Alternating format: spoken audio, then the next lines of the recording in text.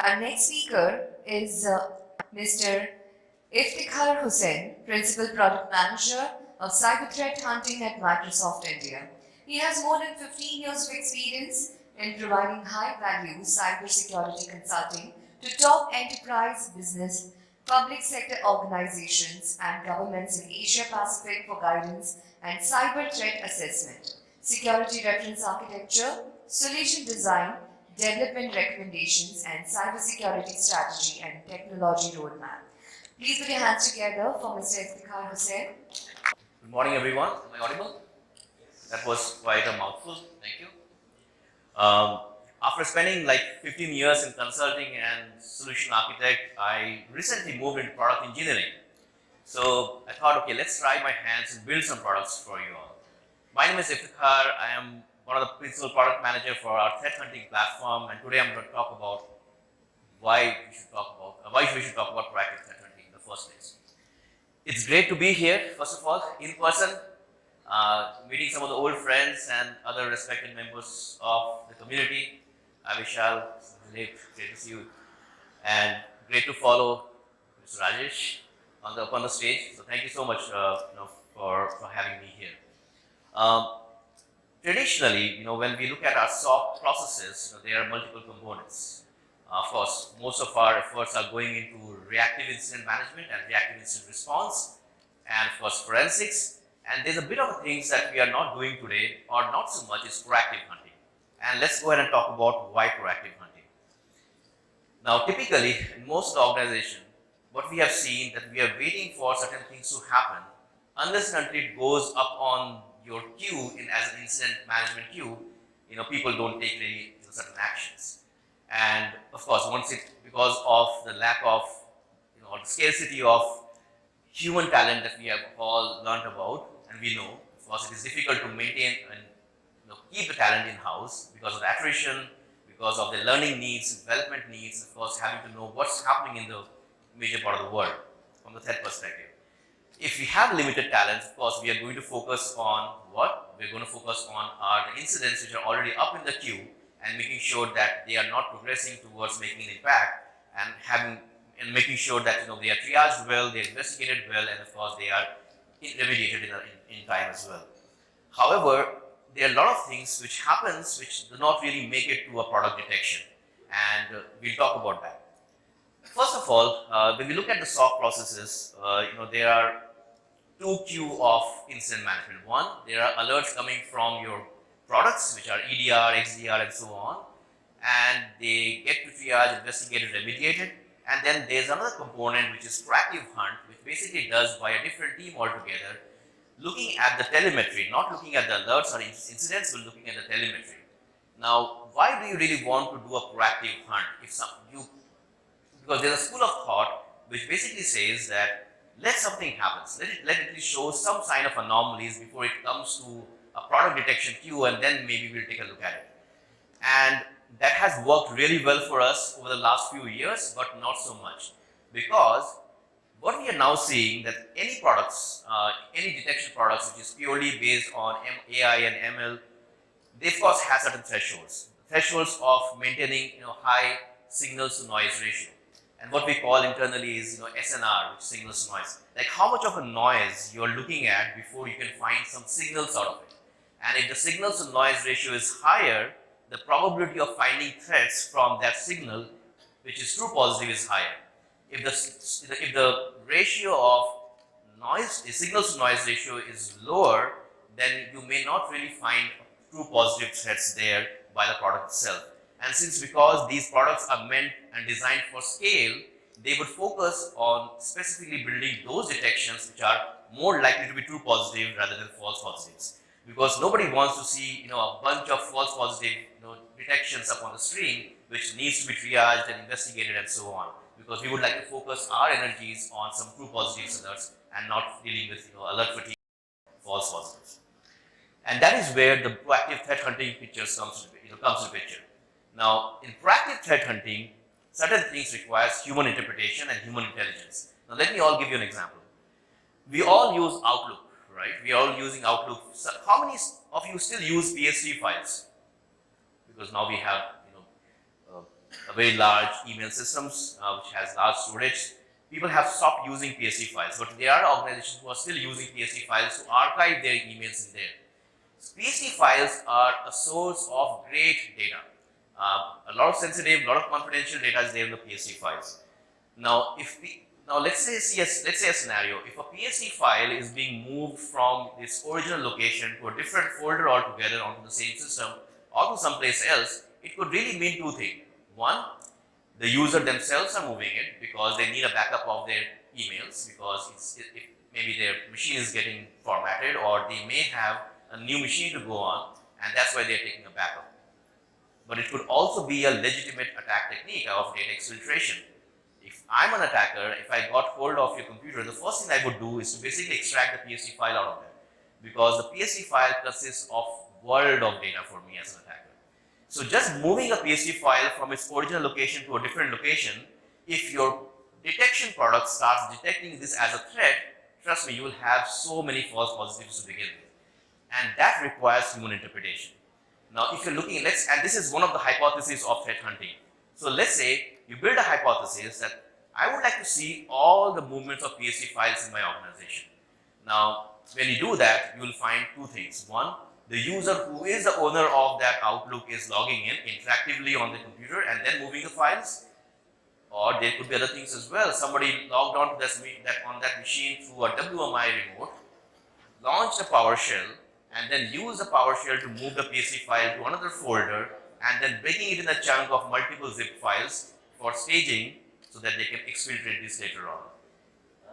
And that requires human intelligence, because if somebody is doing this like that, then it is a threat. But if just because a product is detecting movement of PSD files, it will lead to so many false positives. So with threat hunting, you basically look at the telemetry, look at the data, the event logs and other telemetry coming from your endpoints, your identity, your cloud apps, and your collaboration systems like Office 365, Google Suites, and so on. And then you start detecting some of these anomalies and then use your human intelligence to figure out, in your business context, is it permissible or is it anomaly? Because it may be a threat to you, but it may not be a threat to the world, because so the product detections happens on what is at the scale, not so much what's happening to you, and that is where the threat hunting comes in picture. Also, timely detections of unknown adversaries, which has not been categorized as a tactic or a technique of in a product detection. If something like this is happening in your organization, then you would like to know about it. I'll take another example. Let's say one of the hypotheses is, I would like to look at all the users who have logged on for the very first time on a PC. Usually, we have one or two devices allocated to the user, but if they start logging into more machines than what they have been allocated, and if they're doing it at a very rapid speed, in correlation to time, then that's an anomaly. Your products is not going to detect this, because every time a new machine is getting added to their credentials, if you start getting an alert for this, then you start dealing with all false positives all over again. So that's why the need of proactive threat hunting is to identify some of those low-level signals and then try building various hypotheses to see if there are context and if it's really leading up to a potential breach later on. Yes, if it graduates itself to a certain extent, then the product will start detecting some of these things as well. But the idea here is to go beyond product detections, because product are detecting some of these things great, and you can definitely live with it. But if you need to go beyond the attack adversaries, and you have to be 5 steps ahead, like we discussed this in the morning, you need to get into proactive threat hunting, and that is really required. Now, proactive threat hunting is not easy. It requires a lot of things. First of all, it requires knowledge of hunting, using query language, and of course, talent of what to hunt for. Just because you know how to hunt doesn't really mean what to hunt. And when you do what to hunt, then you also need backup in the form of right threat intelligence, backup in the form of right research, so that you have all the aspects of doing correlations from various things that has happened in the past, and of course things that are happening in your organization which are threat to you but may not be threat to the world. Then there are attackers who are hiding completely in the plain sight, and that requires a lot of human interpretation. And because of some of these things are very low in the data sets, the AI sometimes doesn't pick up this as a detection, because if it starts doing this, again, a lot of false positives. Hunting also allows you to build high quality and high confidence detections, because once you have identified that there are activities happening in your organization which could lead to a potential breach later on, which means that there are users who are logging onto multiple machines. There's a, let's say there's a service account meant for a SQL server is now doing interactive logon onto a domain controller. Now, if that does an interactive logon on domain controller, doesn't really fire up an alert automatically, but if they are doing it and you know that this is not permissible in my organization and something must have gone wrong there, then you come out and start using threat hunting to detect some of those things and making sure that there are controls in place which doesn't really let some of these things happen in the first place. And that's the whole point. So threat hunting enables you to basically bring out various controls and various recommendations for your own organization to see if we can build a high quality detections, so that from now on I don't have to hunt on this, I can write a detection and then carry on with my investigations with my reactive team, and then also use these controls to enable in my organization so that some of these things won't even happen in future, because there are high probability of some of the attackers using this as an exploitation method. Now, how do we really do hunt? When we do hunting, obviously we're not looking at products, but we are looking at product telemetry. Telemetry coming from your events, telemetry coming from your endpoints, identity, cloud systems, and so on. When we do telemetry, when we do hunting, we start with some hypothesis, and some of these hypotheses has to be well documented. Like, what are you exactly hunting for? You cannot just hunt in the wild without knowing what are you hunting for. So let's say you're trying to hunt for anybody who is doing lateral movements in your organization. Now, lateral movement is a very tricky technique. Sometimes it gets detected because there are more signals attached to it, and that's why it got detected. Sometimes they can't detect at all because you cannot differentiate an authentic logon with a malicious logon if the users are presenting their credentials right. However, there could be signs of anomaly, and those signs of anomaly can only happen when you look at things that has happened before that event and things that are happening after that event and where it is leading up to. And those are some of the hypotheses. So you build your hypothesis first and you have listed that down, and then you start looking at matching events. If there are any matching events of some of those hypotheses, then that gives you lead, and that gives you lead to start hunting on. And then you start hunting, you find context around it, things that has happened before and after, and things that are happening even sideways. Maybe there's a parallel thread going on in your organization which has the exact same pattern, and this is not seen earlier, because you do correlation with what's happening on other devices and all, but you also do correlations in time. So things that has happened in the past and things that are happening now, and is there any signs of anomalies there? And then you hunt other activities in the organization, and then you bring some additional context which are external, like for example bringing threat intelligence to see if the files that you have seen with only 2% in your organization. Okay, let me take a step back. If you see a file which is only there in only 2% of your organization, then there's something really wrong, because most of the organizations have standard set of application services people are using. If you see a file hash which is only there in less than 1%, 2% in your organization, it's highly likely that could be anomalous, and you may want to hunt on it. And that's one of the hypotheses it could be in your organization.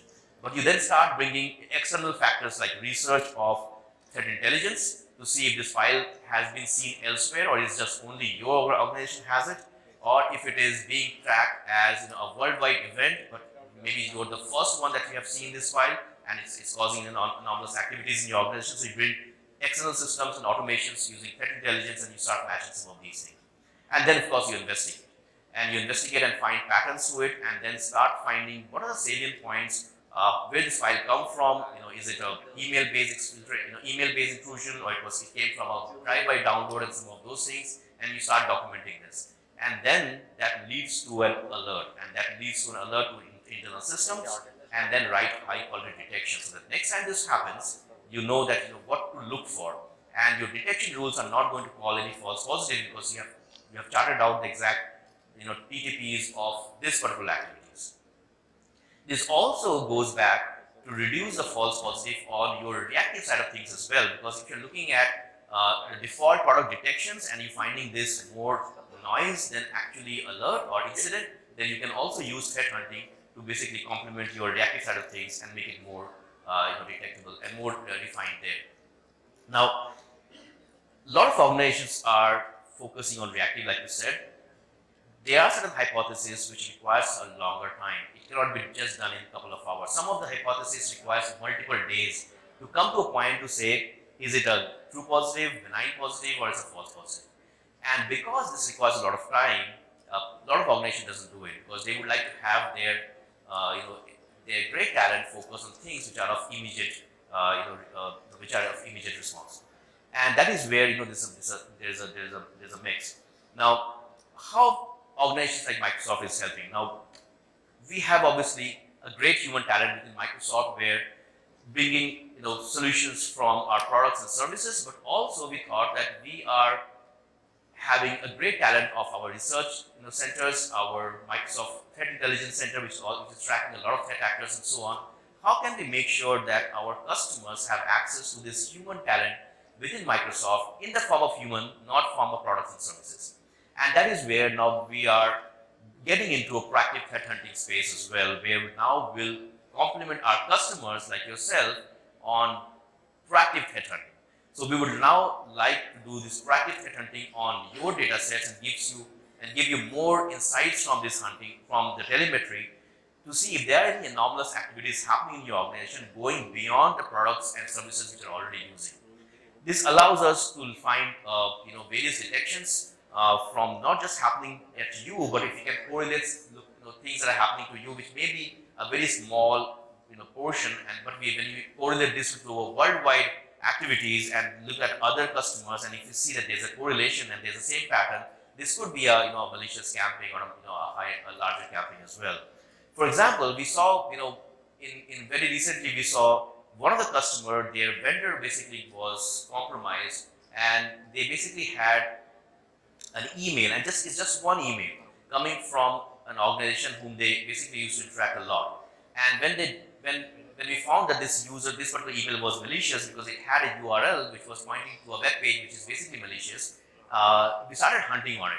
And when we did a larger correlation of this one single bad email, because this vendor was a legitimate vendor and this vendor was working with this organization, and there were a lot of back and forth correlation, communications happening. But when we correlated this domain with other customers who are also receiving the same email, the same URL, then we found that it's basically a larger campaign. And because it was just one email, the AI did not catch up to get detection for this quite early. Because when humans are looking at a small set of data which has a lower signals to noise ratio, it gets difficult to detect some of these things. But when humans are looking at it, it gets easier to see if there are any pattern of anomaly there. And that is where we would now like Microsoft to basically help. And Microsoft is now helping our customers on some of these proactive threat hunting piece as well, so that you get to see what are the hunting finds coming from your tenant, and if there are any corresponding controls which you can implement so that you can prevent something from happening in the first place. Typical things like downloads from a browser, which are led by a PowerShell. PowerShell download is not really a common activity which every organization users really do. But if there are downloads happening through PowerShell, it may not have been malicious right now, but it can be used for exploitation later on. So with that, I would like to close because we are out of time. But I would like to talk about, and maybe you all think about, how can you implement a sense of having a proactive threat hunting team within your organization, or having an extended team through other organizations who can help you in proactive threat hunting. But have a strategy of doing proactive threat hunting in your organization to find some of those insights and anomalies which are not yet graduated for the product to detect. With that, thank you so much for your time. I hope this was useful. Thank you so much, sir, for this enlightening presentation. Do you have any question? We can take up to one question. Any question? Can you please give the mic?